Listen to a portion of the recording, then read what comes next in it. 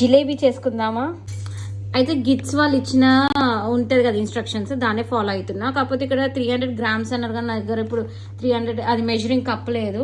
So నేను ఇట్లా sugar సిరపే కదా అని చెప్పేసి కొంచెం కొలత అంటే కప్పు ద్వారా తీసుకుంటున్నాను.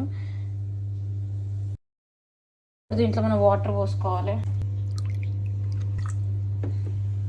డీప్ ఫ్రైకి ఆయిల్ కూడా పోసేసుకుందాం. ఈ మిక్చర్ని ఇలా వేసేసుకుందాం.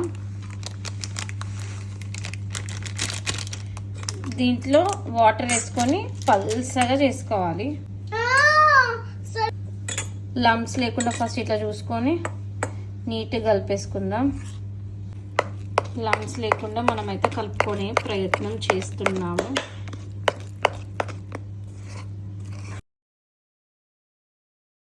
ఇది రెడీ అయిపోయింది కదా.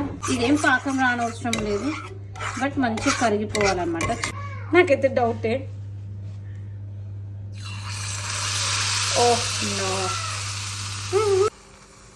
ఎంతసేపు నేను ట్రై చేస్తుంటే at least I could form this shape.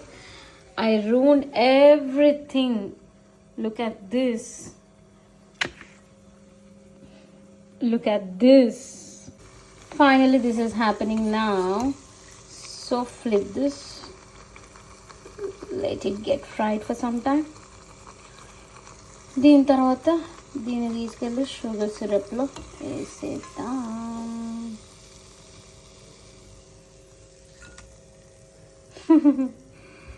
Okay.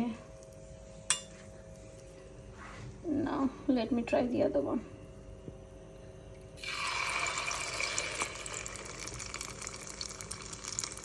ఇదన్నమాట పరిస్థితి. జిలేబీలు అట్టర్ ఫ్లాప్. జిలేబీ చూడండి మురుకుల్లాగా వేస్తున్నా. అది